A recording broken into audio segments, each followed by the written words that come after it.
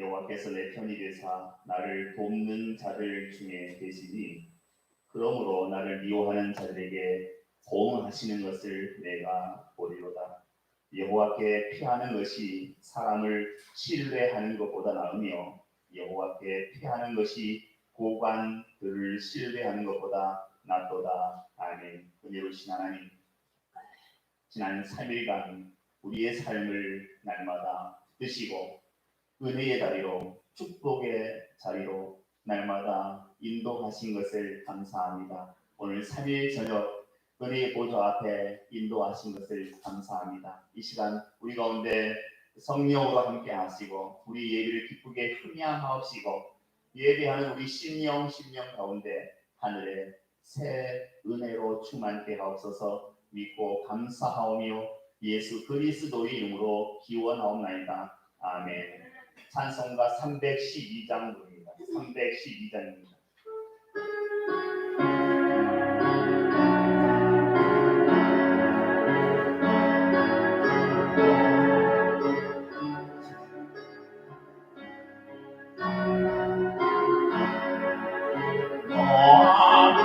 하나님께 입을 이고 일평생 주만 바라면 어려울 때 힘드시고 언제나 지켜주시니 주 크신 사랑 믿는 자 그만서 위에 서리라.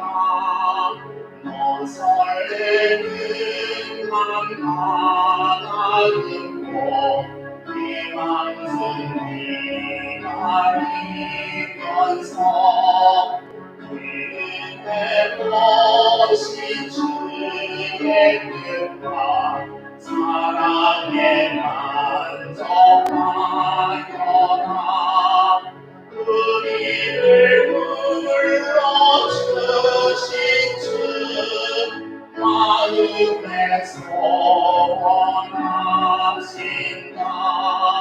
주 찬양하고 기도하며 내 온몸 힘써나가라. 주 약속하신 모든 은혜 내게서 이루어지리라. 참되고 의지하는 자 주께서 기억하. 주 찬양하고 기도하며 주 찬양하고 기도하며 내 온몸 힘써나가라.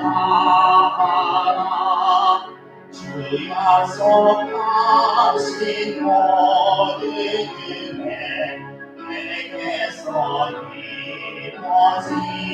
이루어지리라. 참되고 의지하는 자 주께서 기억하시니.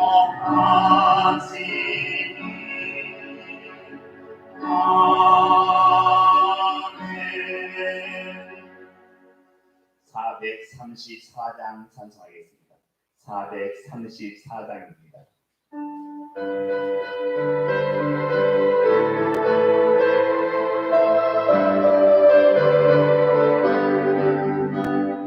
하신 친구에게 계시니 주 안에 들기구나.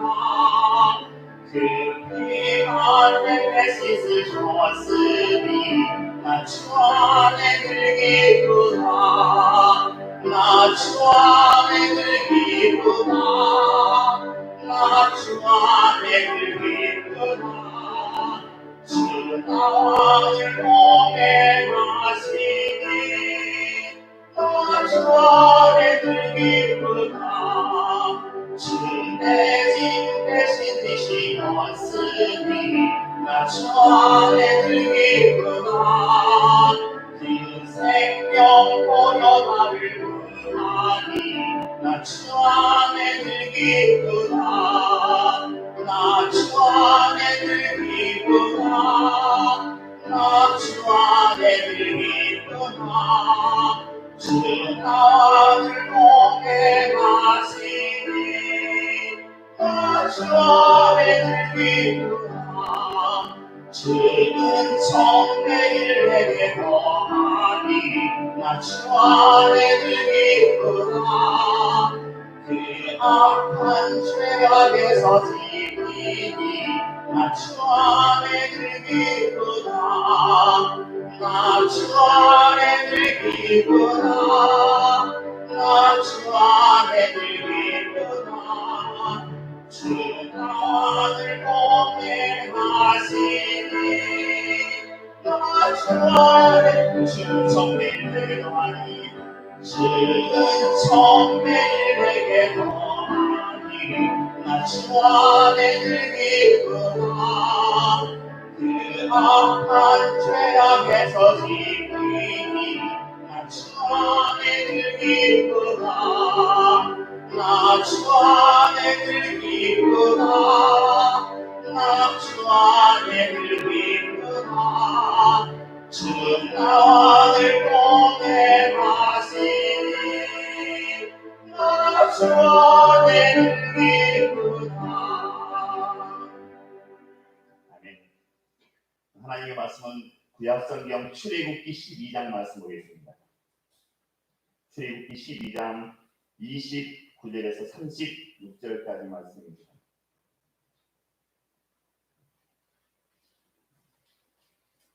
출애굽기 12장 29절로 36절까지입니다. 구약성경 100쪽입니다. 29절에서 36절까지 한 절씩 교독합니다. 밤중에 여호와께서 애굽 땅에서 모든 처음 난 것, 곧 왕 위에 앉은 바로의 장자로부터 옥에 갇힌 사람의 장자까지와 가축의 처음 난 것을 다 치심에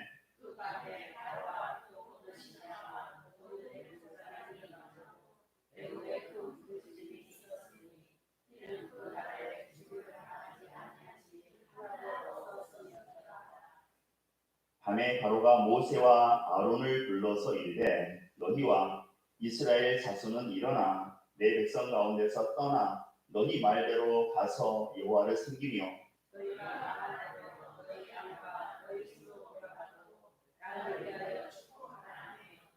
애굽 사람들은 말하기를 우리가 다 죽은 자가 되도다 하고 그 백성을 재촉하여 그 땅에서 속히 내보내려 하므로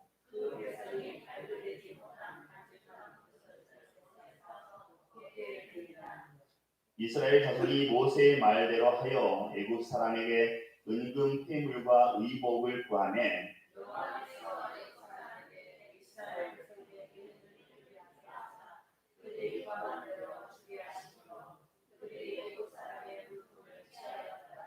아멘. 이스라엘 절기 가운데서 6월절은 굉장히 중요한 절기입니다. 이 6월절은 오늘 읽은 본문에 출애굽 사건과 관련이 있습니다. 하나님께서는 애굽에서 노예 생활하던 이스라엘 백성의 마음에 여호와 신앙을 심어주기 위해서 10가지 재앙을 내리셨습니다. 이것을 통해서 이스라엘 백성은 여호와 하나님에 대한 신앙을 갖게 되었고 반대로 애굽 사람들은 자신들이 믿고 있던 그 애굽 신들에 대해서 확신이 흔들리게 되었습니다. 이 10가지 재앙은 먼저 애굽의 모든 강과 하수가 피로 변한 피재앙, 개구리재앙, 이재앙, 파리재앙, 가축 전염병이었던 악질, 그리고 독종, 우박, 메뚜기, 또 흑암, 마지막 장자의 재앙까지 10가지 재앙이었습니다. 제가 예비 전에 아마 받으셨을 텐데 출애굽 10가지 재앙을 다 설명하기에는 시간이 너무 오래 걸려서 오늘 마지막 재앙만 설명하겠습니다. 그래서 혹시 순서를 기억하시기 좋을까봐 이렇게 한 문장으로 해놨습니다. 보통 신학교에 가면 이렇게 옵니다. 피계입학, 압도금의 흑장 이렇게 10개의 앞단어만 해서 외우는데 이렇게 하면 금방 잊어버립니다. 헷갈립니다. 그래서 문장으로 외워놓으시면 이 출애굽 그 10가지 재앙에 대해서 순서대로 우리가 잘 기억할 수가 있습니다. 피개구리가 이빨이 아파서 악독하게 음에 흙에 묻어버렸다, 흙에 장사했다, 이렇게 생각하시면 10가지 재앙에 대해서 순서 헷갈리지 않고 그렇게 계속해서 기억하실 수 있을 거라 생각합니다. 이 강물이 피로 물든 이 첫 번째 재앙이 피재앙인데 일주일가량 이어졌습니다. 일주일 동안 애굽 내에 있던 모든 물이란 물은 다 피로 변했습니다. 그리고 네 번째 파리 재앙부터는 이스라엘 민족이 거주하고 있던 고센 지역에서는 피해를 입지 않도록 구별되었습니다. 재앙이 하나님의 권능에 의한 것이었음을 보여주는 장면이라고 할 수 있습니다. 특별히 이 6월절은 10번째 재앙, 장자의 죽음과 관련이 있는 그런 절기입니다. 10번째 재앙은 애굽 땅에 있는 모든 것, 위로는 바로의 장자로부터 시작해서 맷돌 뒤에 있는 몸종의 장자까지, 그리고 모든 가축에 처음 난 것이 다 죽는 그런 재앙이었습니다. 이때 하나님께서는 이스라엘 백성에게 이 죽음을 피할 수 있는 길을 가르쳐 주셨습니다. 거기에 순종한 사람들은 죽음을 보지 않았습니다. 이렇게 온 땅에 임한 죽음이 이스라엘 백성의 집을 건너뛰어서 지나갔기 때문에 그 때를 유월절이라고 합니다. 유월절. 학생들이 공부하다가 교문으로 나가지 않고 담을 넘어서 숲에 가서 사 먹고 그러지 않습니까? 월담한다고 합니다. 월담. 또 우리가 남쪽으로 내려오거나 북쪽으로 올라갈 때 월담했다, 월북했다고 하는 그런 단어가 월자입니다. 뛰어넘어갔다는 겁니다. 뛰어넘어서 지나갔다. 이스라엘 백성들의 집은 뛰어넘어서 지나간 겁니다. 죽음의 사자가. 그래서 유월절이라는 단어가 붙여졌습니다. 영어 패스 오버라고 그렇게 말하고 있습니다. 오늘 말씀은 10번째 재앙인 장자 재앙입니다. 사실 이 장자 재앙이라는 표현은 오해의 소리가 조금 있습니다. 왜냐하면 우리는 장자라고 하면 보통 큰 아들, 첫째 아들을 얘기하기 때문에 그렇습니다. 그러나 사실 이 장자 재앙이라는 것은 첫째 아들만 죽이는 재앙은 아니었습니다. 정확하게 말하자면 처음 난 것을 다 죽이는 그런 재앙이었습니다. 출애굽기 11장에서 처음 난 것이란 남자만을 의미하지 않고 남자든 여자든 가축이든 가장 먼저 태어난 것을 죽이는 게 이 장자의 재앙이었습니다. 모든 초태생, 가장 먼저 태어난 생명은 다 죽였습니다. 그렇다면 이 6월절 밤에 무슨 일이 일어난 건가? 이스라엘 백성에게는 하나님의 보호하심과 또 출애굽이 시작되는 날이지만 애굽 백성들에게는 멸하는 자에 의해서 심판이 시작되는 날이었습니다. 그러므로 이 밤을 본문 42절에 가면 여호와의 밤이라 이렇게 기록하고 있습니다. 이 여호와의 밤에 애굽의 모든 초태생이 다 죽임을 당했습니다.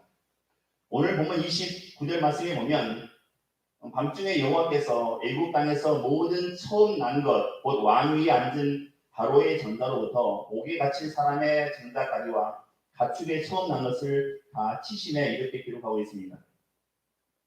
이 말씀에 보면 밤중에 여호와께서 애굽 땅에 모든 처음 난 것을 다 치셨다는 것입니다. 밤은 사람이 무엇을 할 수 없는 그런 시간입니다. 오늘날이야 전기불이 있어서 밤에도 불을 켜놓고 무엇이든 할 수 있지만 예전에는 그렇지 못했습니다. 전쟁하다가도 특별한 작전이 없는 한 밤에는 전쟁을 쉬었습니다. 그런데 이런 밤에 사람이 어찌 해볼 수 없는 그런 밤에 여호와의 멸하는 자가 왔다는 것입니다. 23절에 보시면 여호와께서 애굽 사람에게 재앙을 내리려고 지나가실 때라고 기록하고 있습니다. 여호와께서 애굽을 치실 때 멸하는 자를 보내셨다는 것입니다. 여기서 멸하는 자는 하나님의 천사입니다. 하나님의 심판을 집행하는 천사입니다. 이렇게 멸하는 자가 바로의 장자로부터 짐승에 이르기까지 애굽의 모든 초태생을 쳤다고 성경은 기록하고 있습니다. 출애굽기 11장 5절과 6절의 말씀입니다. 애굽 땅에 있는 모든 처음 난 것은 왕 위에 앉아 있는 바로의 장자로부터 맷돌 뒤에 있는 몸종의 장자와 모든 가축의 처음 난 것까지 죽으리니 애굽 온 땅에 전무후무한 큰 부르짖음이 있으리라 이렇게 성경은 기록하고 있습니다. 하나님께서 애국왕 바로를 굴복시키시기 위해서 마지막으로 꺼내신 카드, 히든 카드가 있는데 바로 그것이 장자 재앙이었던 것입니다.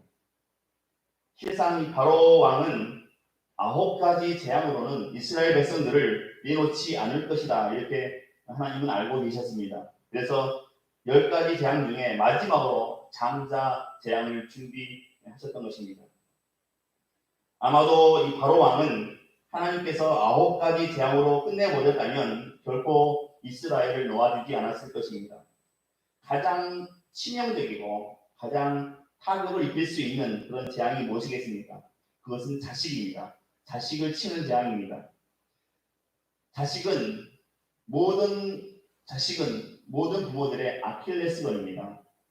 이 아킬레스건을 국어사전에서 보면 치명적인 약점이라고 이렇게 해석하고 있습니다.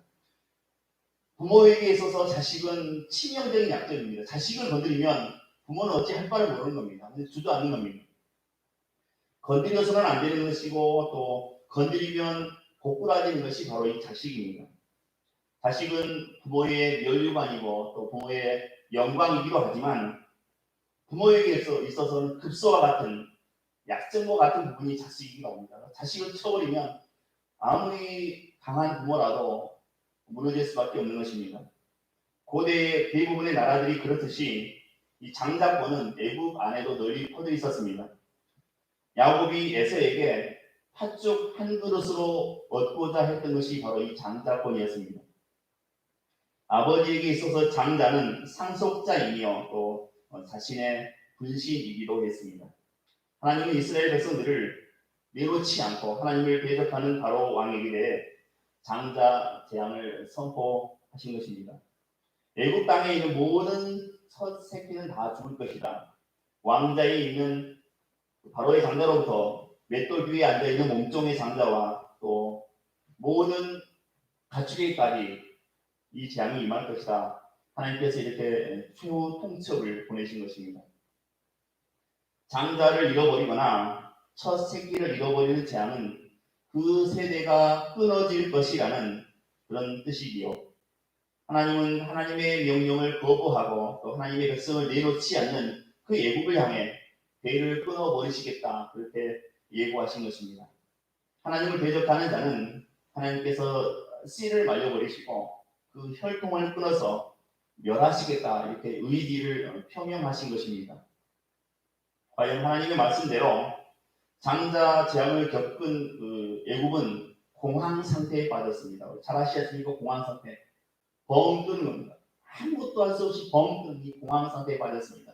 왜냐하면 초상을 안 당한 집이 없습니다. 왕실부터 천년의 일까지 초상을 안 당한 집이 한 집도 없습니다. 똑같은 시간에 똑같은 날에 초상을 당했습니다. 이 애굽 사람 전체가 한순간에 공황 상태에 빠지고 말았습니다. 정말 세상 말로 미쳐버릴 지경이 다 된 겁니다. 각 가정마다 멀쩡하던 사람들이 갑자기 같은 시간에 순식간에 죽어버리고 말았습니다.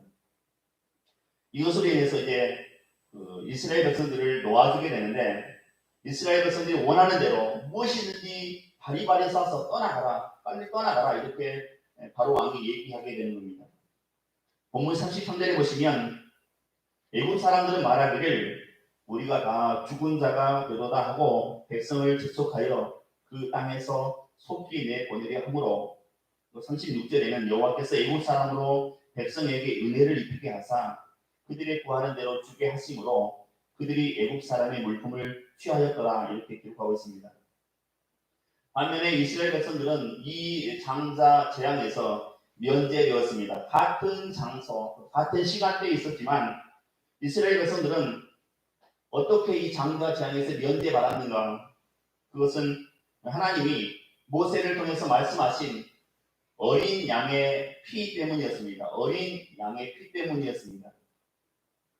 하나님께서 이 장자 재앙을 면제해 주시는 대신에 제시하신 제물이 있는데 그달 10일날 흠 없고 1년 된 수컷으로 양이나 염소 중에서 취하여 14일날 밤에 해 질 때에 잡아서 그 피로 양고기를 먹을 집 좌우 문설주 그 위에 임방에 그 피를 발라라.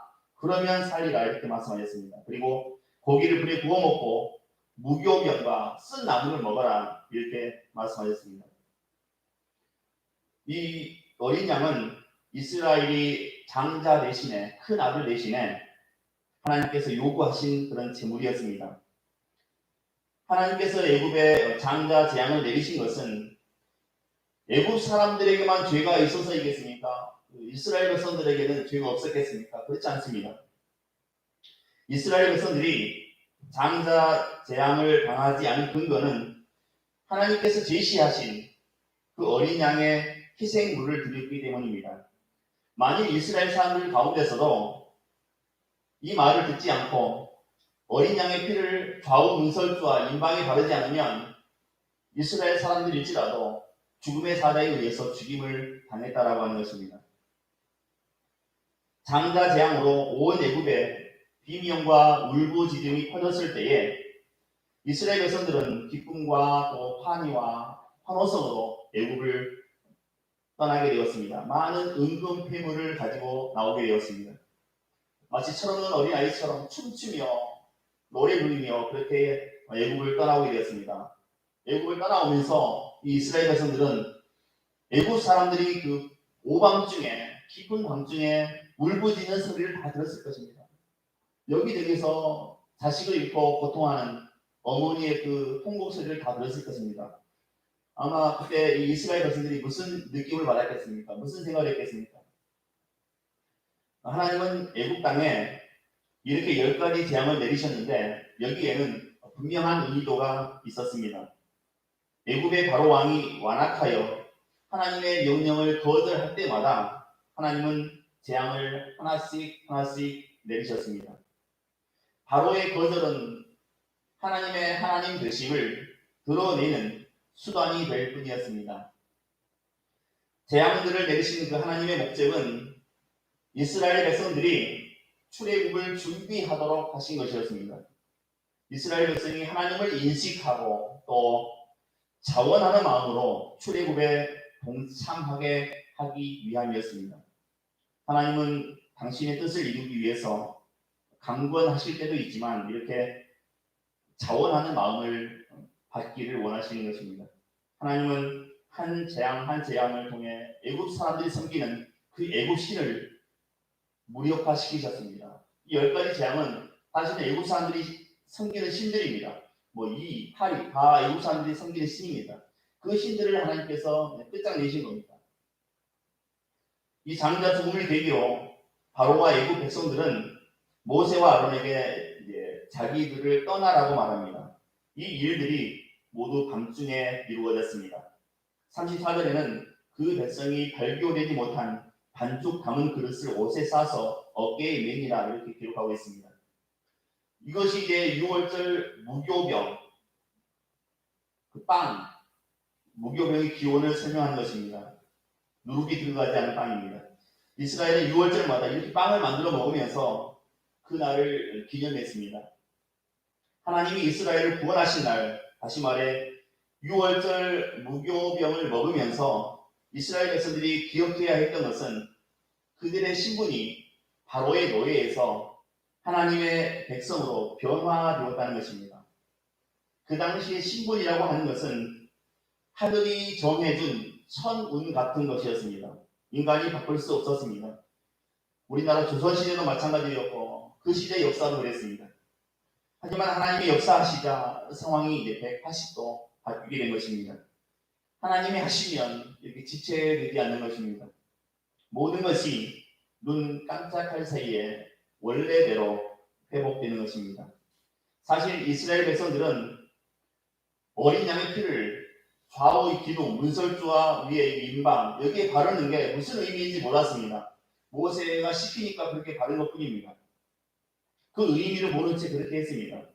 그런데 하나님은 그 피를 보고 재앙을 내리지 않으셨습니다. 왜 하나님께서는 애굽 땅에 아무런 경고 없이 그냥 다이렉트로 재앙을 내리시면 될 텐데 왜 자신이 정한 법칙에 스스로 매이신 걸까요? 왜 어린 양의 피가 그렇게 중요했을까요? 십자가의 의미가 바로 그것입니다. 인간이 보기에 죄라는 것과 하나님이 보시는 죄는 다른 것입니다.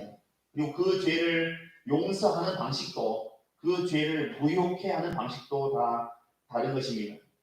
하나님의 방식은 십자가입니다. 오늘 본문에 어린 양의 피를 바른 거와 또 우리 지금 이 시대에는 십자가입니다. 주님의 십자가입니다. 이것이 하나님의 선택한 방식입니다. 하나님의 방법은 죄 없는 어린 양을 죽이고 그 피로 문설주에 바르는 것이었습니다. 이것이 사는 길이었습니다. 그리고 그것은 지금의 십자가를 우리에게 상징하는 것입니다. 옛날에 새끼 호랑이가 살고 있었습니다. 그런데 자기 정체성에 혼란이 왔던지 엄마 호랑이에게 가서 엄마 나 진짜 호랑이 맞아? 이렇게 물었습니다. 엄마가 아이고 그럼 우리 아들 진짜 호랑이지 이랬습니다.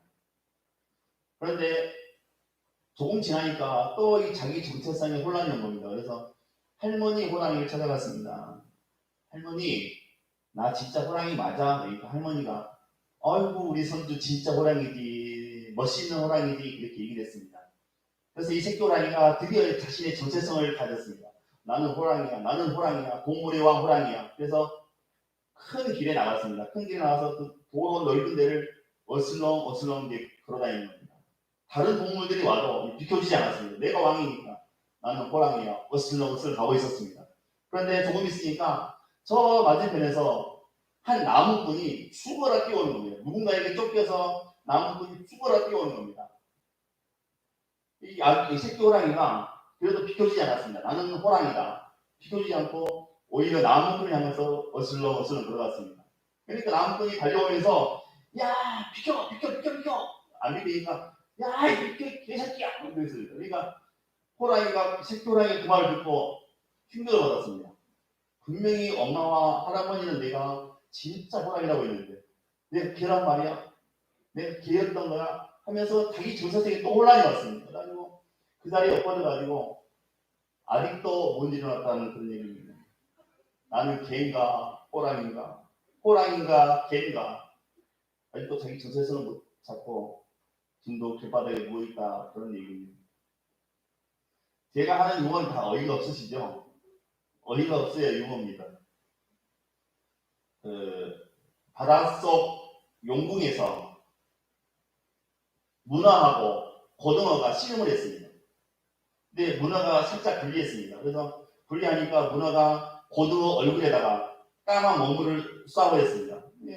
고등어가 먹물을 뒤집어 쓰고 휘청거리다가 씨름해서 졌습니다. 이 고등어가 너무 분했습니다. 어떻게 하면 이 울분을 갚을 수 있을까? 복수를 해야 되겠다. 그래서 고등어가 한참을 생각하다가 고래에게 전화했습니다. 고래야, 문어가 그러는데 너는 덩치가 크지만 엄청 무식하다던데 너는 손발이 없어서 힘을 못 쓴다던데 그러니까 이 말을 들은 고래가 화가 났습니다. 화가 너무 나서 이 문어 어딨냐? 온 바닷속을 다 이 문어를 찾으러 다녔습니다. 근데 아무리 찾아도 문어가 보이지 않는 겁니다. 이제 포기하려고 하는데 보니까 바위에 문어가 딱 붙어 있는 겁니다. 얼큰이 너 잘 걸렸다고 이 고래가 입으로 문어의 다리를 하나 물고 뜯어서 그냥 바위에다 패대기를 쳤습니다. 몇 번을 패대기를 쳤습니다. 그러니까 이 문어가 잠깐만 제 말 좀 들어보세요.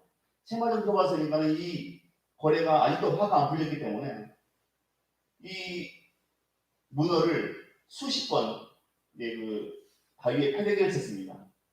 거의 죽을 지경이 됐습니다. 문어가 죽을 지경이 되자 고래의 화가 풀렸습니다. 그래서 고래가 문어에게 물었습니다. 야, 너 아까 할 말이 때문에 뭐야? 그러니까 문어가 거의 죽어가는 목소리로 저요, 저 낙지인데요. 그러다는 겁니다. 이게 끝입니다, 이게. 그래서 낙지를 패대기 쳤다는 고래의 이야기입니다. 출애굽 그 10가지 재앙, 제가 아까 그 용지를 나눠드렸는데 이 10가지 재앙이 주는 의미가 있습니다. 몇 가지가 있는데 첫째는 하나님의 그 하나님 되심을 보여주는 사건입니다. 하나님 결심입니다. 출애굽기 10가지 재앙 사건을 우리가 자세히 살펴보면 하나님께서 재앙을 내리신 목적을 우리가 발견할 수 있는데, 먼저 7장 5절에서 애국 사람이 나를 여호와인 줄 알리라 이렇게 기록하고 있습니다. 7장 17절에서 네가 이로 말미암아 나를 여호와인 줄 알리라 이렇게 말씀하셨습니다. 8장과 9장에서 계속해서 하나님께서 자신을 알게 하기 위하여 이런 재앙을 허락하셨다 이렇게 성경은 기록하고 있습니다. 그렇다면 왜 하나님께서는 이런 재앙을 허락하시는 결단을 하게 되었을까요? 그것은 오직 하나님만이 유일하신 신이기 때문에 그렇습니다. 오직 여호와만이 창조하시고 섭리하시며 통치하시는 하나님이라고 하는 사실을 모든 사람에게 알게 하기 위함입니다. 그래서 인간은 오직 하나님만을 섬겨야 하고 하나님만 의지해야 하고 그리고 하나님의 말씀만 순종해야 함을 보이고자 하신 것입니다. 실제로 이 10가지 재앙은 당시 애굽 사람들이 섬기던 그 신들을 심판하시는 사건이기도 했습니다. 그것들은 참신이 아니라는 것을 만천하에 공포하신 것입니다. 그런 의미에서 이러한 10가지 재앙이 모두가 다 애굽 사람들이 신으로 섬기던 것들에 대한 심판이었다. 그 신들에 대한 심판이었다 할 수가 있겠습니다. 이제 그것들은 더 이상 신이 아니라는 선포입니다. 오직 하나님만이 참신이라고 하는 계시이며 또 선포였던 것입니다. 이 사건으로 인해서 애굽 사람들이 여호와 하나님만이 참신이라는 것을 이제 알게 되었습니다. 그래서 나중에 호세아 선지자는 이스라엘이 하나님을 아는 지식이 없기 때문에 망한다 이렇게 기록하고 있습니다. 그렇게 선포하고 있습니다. 여호와를 알자, 여호와를 힘써 알자 이렇게 호세아 선지자가 외쳤던 것입니다. 이처럼 우리도 하나님 알기를 힘써야 되는 것입니다. 그래야 하나님의 긍휼을 얻고 멸망당하는 편에 선 것이 아니라 구원받는 편에 우리가 설 수 있게 되는 것입니다. 이 10가지 재앙에 또 다른 의미가 있는데 그것은 하나님의 특별한 사랑을 보여주시는 것입니다. 하나님의 특별한 사랑. 이 10가지 재앙은 하나님께서 이스라엘 백성을 특별히 사랑하신다는 것을 확인시켜준 그런 사건이었습니다. 하나님께서는 이미 모세를 부르실 때에 이스라엘 백성이 하나님께 어떤 존재인지를 계시해 주셨습니다. 6장 7절에서 너희를 내 백성으로 삼고 나는 너희의 하나님이 되리라. 7장 16절에서 그에게 이르기를 히브리 사람의 하나님 여호와께서 나를 왕에게 보내어 이르시되 내 백성을 보내라. 이렇게 성경은 기록하고 있습니다. 하나님께서 이스라엘 백성을 내 백성이다 이렇게 선포하신 것입니다. 그런데 사실 엄밀히 따지면 이스라엘 백성들은 하나님의 백성이 아니었습니다. 이때까지 해도 이 이스라엘 백성은 바로의 종이었습니다. 430년 동안 바로의 통치를 받는, 왕이 없어서 바로의 통치를 받는 바로의 노예였고 바로의 백성이었습니다. 그런데 하나님께서 이스라엘 백성을 자기 백성으로 삼으셨다는 것입니다. 하나님의 선택이고 이건 일방적인 선택입니다. 하나님의 특별한 사랑은 이 일방적인 선택에서부터 시작되었다라는 사실입니다. 이 10가지 재앙 사건을 조금 세심하게 우리가 들여다보면 이스라엘 백성에 대한 하나님의 그 특별한 배려를 발견할 수가 있습니다. 용지에 나눠드린 대로 파리재앙, 네 번째 파리재앙, 또 악질재앙, 우박재앙, 흑암재앙, 그리고 장자재앙 이런 위험도가 높은 재앙들은 이스라엘 백성들 사는 고센 땅에는 임하지 않았습니다. 이 재앙들은 특별히 이스라엘 백성들이 살고 있던 고센 땅을 제외한 나머지 모든 애국 땅에 임했습니다. 이것을 보면서 이스라엘 백성들은 한 가지를 깊이 깨달았을 것입니다. 하나님께서 정말 우리를 특별히 사랑하시는구나. 그리고 도대체 우리가 뭐기에 하나님께서 우리를 이렇게 사랑하시는가 이런 생각을 하게 되었을 것입니다. 네 번째 재앙부터는 고센 땅에는 재앙이 임하지 않았습니다. 이스라엘 외국 백성들은 막 국내 산에 난리가 났는데 이스라엘 백성들이 살고 있던 이 고센이라는 이 작은 성읍에는 어떤 재앙도 임하지 않았던 것입니다. 예레미야 선지자는 이 사실에 대해서 예레미야 31장 31절로 32절 이렇게 기록합니다. 보라, 날이 이르리니 내가 이스라엘 집과 유다 집에 새 언약을 맺으리라. 이 언약은 내가 그들의 조상들의 손을 잡고 애굽 땅에서 인도하여 내던 날에 맺은 것과 같지 아니할 것은 내가 그들의 남편이 되었어도 그들이 내 언약을 깨뜨렸습니다. 이렇게 성경은 기록하고 있습니다. 하나님께서 이스라엘 백성과 맺으신 언약이 혼인서약과 같았다라고 하는 것입니다. 이렇게 하나님께서는 이스라엘 백성들을 하나님의 신부로 아주 특별하게 사랑하고 계셨던 것입니다. 오늘도 하나님께서는 하나님의 백성들을 주님의 신부로 아주 특별히 사랑하고 계시는 것입니다. 이 10가지 장에서 또 하나의 그 의미가 있는데 하나님의 구원입니다. 하나님의 구원 계획입니다. 우리가 이 10가지 재앙 사건을 들여다보면서 한 가지 의문점이 생깁니다. 재앙이 임하자 처음에 이 바로 왕은 완강하게 거부했습니다. 그러나 재앙의 강도가 점점 세지자 한 발 물러섭니다. 그래서 이스라엘을 보낼 생각을 하게 됩니다. 그러다가 또 다시 말을 뒤집습니다. 그런데 바로가 이스라엘을 보내려고 잠깐 마음을 먹었다면 하나님께서 바로 왕의 마음을 바꿔서 보낼 마음을 다시 거둬들이게 했습니다. 몇 가지 재앙에서 이 점을 확인해 볼 수 있습니다. 9장과 10장에서 반복해서 이렇게 기록하고 있습니다. 그러나 여호와께서 바로의 마음을 완악하게 하셨으므로 그러니까 바로 왕이 보낼게 해놓고 돌아서서는 안 돼, 못 보내 이렇게 마음이 바뀐 겁니다. 바로가 악성 종기 재앙이 임했을 때에 또 메뚜기 재앙이 임했을 때에 그리고 흑암 재앙이 임했을 때에 이스라엘 백성을 보낼 생각을 잠깐 했었다는 것입니다. 그런데 하나님께서 이 바로의 마음을 완악하게 만드셔서 바로가 결국에는 보내지 않았다 이렇게 기록한 것입니다. 이것이 무엇을 말씀해 주는 것이겠습니까? 이 10가지 재앙의 최종 목표가 따로 있었다는 것이지요. 마지막 이 장자 재앙입니다. 하나님께서는 이 장자 재앙까지 이미 계획해 놓으셨던 것입니다. 이 장자 재앙을 통해서 하나님의 구원 계획을 드러내고자 하신 것입니다. 하나님께서는 바로의 장자와 애굽의 모든 장자를 치실 때에 이스라엘 백성들의 장자는 이스라엘 사람들은 구원하시기로 그렇게 계획하신 것입니다. 그리고 그 구원 계획을 모세를 통해서 말씀하셨던 것입니다. 이 10가지 재앙 사건은 오늘 우리에게 매우 중요한 메시지를 주고 있다고 생각합니다. 우리가 하나님을 잘 알아야 된다는 것입니다. 힘써 여호와를 알아야 한다는 것입니다. 그리고 하나님께서 우리를 특별히 사랑하심을 깊이 느끼고 그 사랑 안에 우리가 거해야 한다는 것입니다. 그리고 나아가서 하나님 우리에게 어떤 말씀을 하시든지 우리가 믿음으로 그 말씀에 순종할 수 있어야 된다는 것입니다.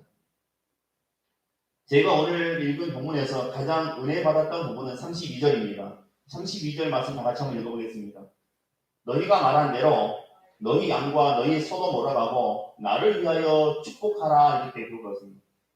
이거 바로가 하는 얘기입니다. 바로 왕이 모세에게 나를 위하여 축복하라 이렇게 말하고 있습니다. 나는 이제 더 이상 버틸 힘이 없으니까 제발 이제는 나를 위해서 이 재앙이 물러가게 하고 우리 애굽이 다시 회복될 수 있도록 기도해달라 이렇게 얘기하는 것입니다. 그렇게 하나님 앞에 교만했던 사람이 그 교만이 이제 무너지게 된 것입니다. 애초에 하나님 앞에 겸손하고 또 순종했더라면 겪지 않아도 되는 고통을 겪은 것입니다. 이제는 낮아져서 기도를 부탁해야 되는 그런 처지가 된 것입니다. 자기가 애굽의 왕이지만 세상의 왕이지만 이제는 모세에게 지팡이 하나 들고 달랑 나타난 모세에게 기도를 부탁하는 그런 처지가 되고 만 것입니다. 두 손 두 발 다 들었다고 할 수 있겠습니다. 여러분 모두가 이렇게 영적으로 큰 사람 되시기를 주님 이름으로 축원드립니다. 대통령이나 또 권세자나 모든 유능한 사람들에게 내가 기도해 줄 수 있는 축복해 줄 수 있는 그런 사람들 되시기 바랍니다. 말씀을 정리하겠습니다. 그리스도인이 되려면 교회 밖에서 교회 안으로 들어와야 됩니다. 그러고 나서도 하나님이 원하시는 나가 아니라 내가 원하는 나가 아니라 하나님이 원하시는 나로 바꾸어지기까지는 꽤 오랜 시간이 걸립니다. 쉬운 게 아닙니다. 내가 원하는 나가 아니라 하나님이 원하시는 나가 되기 위해서는 때로는 내 마음에 들지 않는 곳에서 외로움을 감당하며 묵묵히 사명을 수행해야 될 때도 있습니다. 철저하게 외로운 곳에 버려질 수도 있습니다. 계속해서 거절하는 바로왕에게 맞서고 있는 모세의 최고의 무기는 자신을 보내신 그 하나님의 말씀에 대한 순종이었습니다. 어떻게 순종이 무기가 될 수 있을까요? 모세가 싸우는 것이 아니라 하나님이 싸우시기에 순종이 중요한 것입니다. 우리를 힘들게 하는 온갖 시험과 또 환난, 근심으로부터 우리가 두려워할 필요가 없습니다.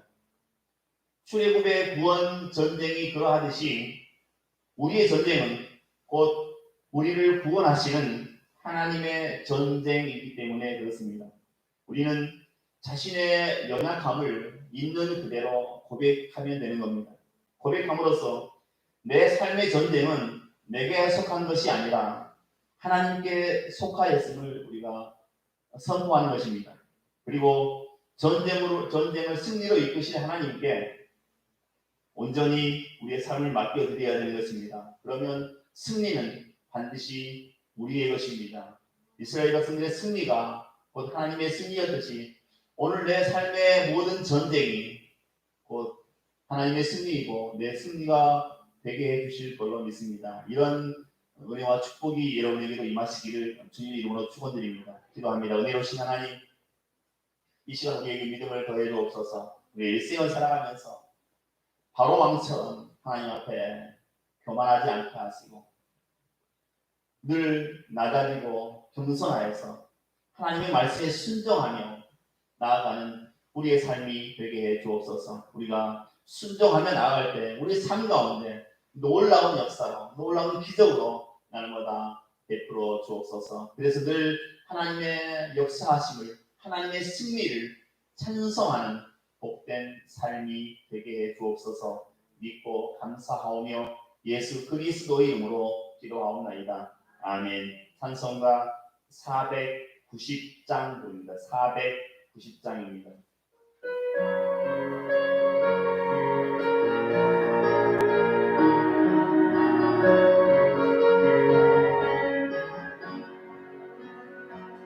주여 지난 밤에 은혜 배웠으니 그 금이 물어 주옵소서. 밤과 아침에 계시로 보여주사 항상 은혜를 주옵소서. 나의 놀라운 그 청정함이 뛰는 장차 그의 받을 거니 나의 놀라운 그 성령이 들어서 주님 얼굴을 깨보리라. 마음 배고프고 아파서 낙심될 때 내게 소망을 주셨으며 내가 영광의 주님을 바라보니 앞길과 같게 보이도다. 나의 놀라운 그 청량함이 비는 장차 그 은혜 받을 거니 나의 놀라운 그 청량이 들어서 주님 얼굴을 배우리라. 세상 풍조는 하나님 변하여도 나는 내 믿음 지키리. 인생 살다가 죽음이 눈 같으나 오직 내 꿈은 참되리라. 나의 놀라운 꿈 성령 나를 위해 성삼 은혜를 받을 거니. 나의 놀라운 꿈 성령이 이루어서 주님 얼굴을 마음 괴롭고 아파서 나신들 때에 마음 괴롭고 아파서 낙심될 때 내게 소망을 주셨으며 내가 영광의 주님을 바라보니 앞이 환하게 보이도다. 나의 놀라운 꿈 정녕 나를 믿는 장차 은혜 받을 거니. 나의 놀라운 꿈 성령 이루어서 주님 얼굴 뵈보리라. 세상 풍조는 나날이 변하여도 나는 내 믿음 지키리. 인생 살다가 죽음이 꿈 같으나 오직 내 꿈은 참되리라. 나의 놀라운 꿈 성령 나를 위는 장차 은혜 받을 거니. 나의 놀라운 꿈 성령 이루어서 주님 얼굴을 뵈보리라. 기도합니다. 은혜로우신 하나님, 우리가 세상 가운데로 또 일상 가운데로 나아갑니다. 하나님, 날마다 우리와 함께 하시고 우리의 삶을 은혜의 장벽에 붙이셔서 날마다 평안하게 하시고 날마다 형통하게 하시고 날마다 강건한 삶을 살게 해 주옵소서. 세상 풍파에 휘말리지 않도록 날마다 성령께서 지켜주시고, 혹 우리가 시험 가운데 환난 가운데 있다면 날마다 성령의 강력한 역사로 우리를 건져주시고 날마다 시간마다 하나님을 찬송하는 복된 우리의 믿음의 삶이 되게 해 주옵소서. 하나님, 이 시간도 우리 안에 있는 모든 연약함 예수 이름으로 다 깨끗이 치유되게 하시고 온전한 건강, 온전한 믿음으로 날마다 하나님 앞에서 나아갈 수 있게 도와주옵소서. 우리 인생의 모든 크고 작은 문제들 하나님 아십니다. 날마다 우리가 부르짖는 그 기도 소리 들으시고 이제 응답하셔서 내 삶엔 하나님밖에 없노라고, 내게 주님밖에 없다고 늘 그렇게 입술로 고백하며 나아가는 우리의 삶이 되게 해 주옵소서. 날마다 우리가 승리를 선포하는 삶이 될 수 있도록 역사하시고 축복해 주옵소서. 이제 코로나19 신속히 종식되게 하셔서 모든 사람들이 일상 가운데로 돌아가게 하시고 예배 자리 회복하게 하시고 이제 모든 선교 현장까지 다 회복될 수 있도록 역사하시고 축복해 주옵소서. 우리 교회 위에 놀라운 공이 임하게 하시고 우리 성도님 가정마다 놀라운 은혜와 축복이 날마다 임하게 해 주옵소서. 그래서 늘 찬송하며 늘 감사하며 나아가는 복된 우리의 삶이 되게 해 주옵소서. 믿고 감사하며 예수 그리스도 이름으로 기도하옵나이다. 아멘. 주님께서 가르쳐 주신 기도로 예배를 마칩니다. 하늘에 계신 우리 아버지, 아버지 이름을 거룩하게 하시며 아버지의 나라가 오게 하시며 아버지의 뜻이 하늘에서와 같이 땅에서도 이루어지게 하소서. 오늘 우리에게 일용할 양식을 주시고 우리가 우리에게 잘못한 사람을 용서하여 준 것 같이 우리 죄를 용서하여 주시고 우리를 시험에 빠지지 않게 하시고 악에서 구하소서. 나라와 권능과 영광이 영원히 아버지의 것입니다. 아멘.